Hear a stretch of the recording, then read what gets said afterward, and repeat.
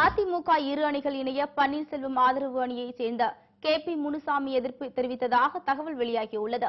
இதனால் இரு அணிகள் இணைவதில் தொடர் இழுபறி நீடித்து வருகிறது.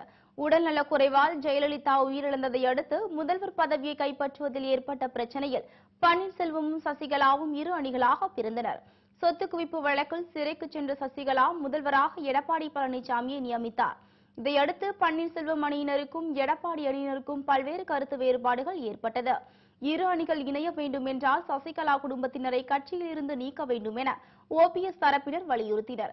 இதனையடுத்து கட்சியிலிருந்து தானாக ஒதுங்கிய தினகரன் இரு அணிகள் இணைய 60 நாட்கள் கெடு விதித்தார். ஆனால் இரண்டு அணிகள் இணைவதால் தொடர்ந்து இழுபறி நீடித்ததால் கட்சியில் புதிய நிர்வாகிகளை நியமித்து பட்டியலை வெளியிட்டார் தினகரன். இதனால் அதிமுகவில் உச்சகட்ட மோதல் ஏற்பட்டது.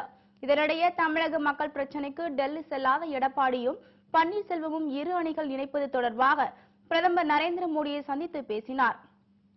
இந்நிலையில் ஜெயலலிதா மரணம் தொடர்பாக விசாரணை கமிஷன் அமைக்கப்படும், வேதா இல்லம் நினைவு இல்லமாக மாற்றப்படும் என எடப்பாடி அறிவித்தார். இந்த அறிவிப்பை தொடர்ந்து இரு அணிகள் இணைவது தொடர்பான பேச்சுவார்த்தை தீவிரமாக நடைபெற்று வருகிறது. முதல்வர் பழனிசாமி தனது வீட்டில் மூத்த அமைச்சர்களுடன் ஆலோசனை நடத்தினார். இதேபோல பன்னீர்செல்வம் தனது ஆதரவாளர்களுடன் பல மணி நேரம் ஆலோசனை நடத்தினார். இருப்பினும் பேரம் படியாததால் அதிமுக இரு அணிகள் இணைப்பு தாமதமாகி உள்ளது. முன்னாள் அமைச்சர்கள் முனுசாமி, நத்தம் இருவரும் பதவி தருமாறு வலியுறுத்தினர். மூத்த MLA என்ற முறையில் தமக்கு அமைச்சர் பதவி தர செம்மலை வலியுறுத்தி வருவதாக கூறப்படுகிறது. ஆதரவாளர்களை சமாதானப்படுத்த முடியாமல் பன்னீர்செல்வம் தரப்பு தவித்து வருகிறது. ஆலோசனைக்கு பிறகு இரண்டு அணிகளும் ஜெயலலிதா நினைவிடம் செல்ல இருப்பதாக தகவல்கள் வெளியானதால் அதிமுக தொண்டர்கள் அங்கு குவிந்தனர். ஆனால் பேச்சுவார்த்தையில் தொடர்ந்து இழுபறி நீடிப்பதால் அதிமுக அணிகள் இணைவதில் சிக்கல் ஏற்பட்டுள்ளது.